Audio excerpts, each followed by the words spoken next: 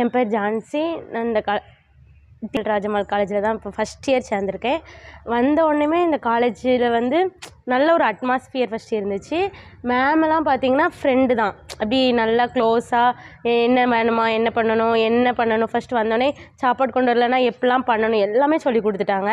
அது ரொம்ப பிடிச்சிருந்துச்சி. அதுமாதிரி இங்கே பிடி ப்ரீடு எனக்கு வந்து ஸ்போர்ட்ஸ் பிடிக்கும்.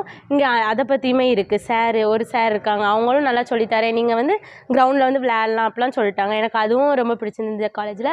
அதுக்கப்புறம் இங்கே என்ன டவுட் கேட்டாலும் ஃபஸ்ட்டு வந்து இன்ஃபார்ம் பண்ணியிருந்தாங்க.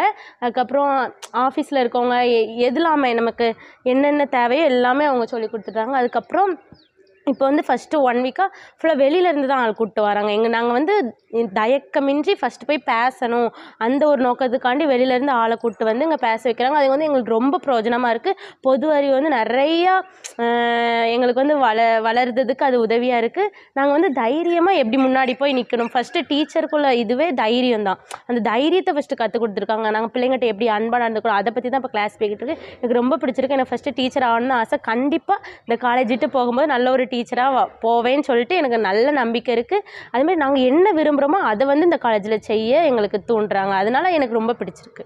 உங்கள் நேம் மேடம்? என் பேர் வந்து ஜான்சி.